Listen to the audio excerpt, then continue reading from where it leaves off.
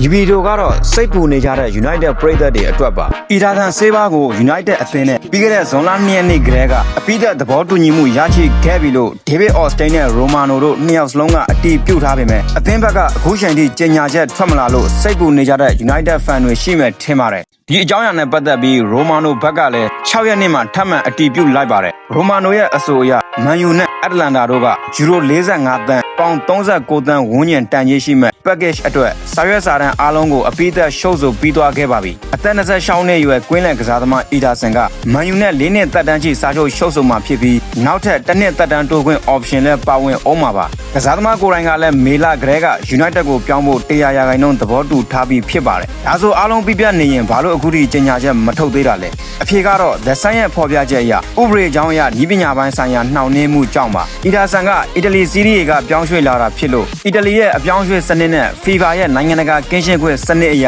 ပုံမှန်အားဖြင့်ဇူလိုင်လ1ရက်နေ့ကျမှသာနိုင်ငံတကာကစားသမားမှတ်ပုံတင်ခြင်းကိုတရားဝင်လက်ခံဆောင်ရွက်ပေးတာဖြစ်ပါတယ်။ဒါကြောင့်ကစားသမားဘက်ကသဘောတူညီမှုရထားပေမဲ့ဇူလိုင်လဇန်းမှသာမန်ယူရဲ့လူစင်းမှာတရားဝင်မှတ်ပုံတင်ရမှာဖြစ်လို့အခုထိကြန့်ကြာနေရတာဖြစ်ပါတယ်။ကဲဒါဆို United ပရိသတ်တွေအတွက်အီဒါဆန်ရဲ့အပြောင်းရွှေ့ကတော့ဇူလိုင်လမှာတရားဝင်မြင်တွေ့ရတော့မှာဖြစ်ပါတယ်။မန်ယူရဲ့ကွင်းလန်မှာဒီဘရာဇီးသားကြီးကဘယ်လောက်ထိအားကိုးရမလဲဆိုတာကတော့လာမယ့်ရာသီမှာဆက်လက်စောင့်ကြည့်ရမှာဖြစ်ပါတယ်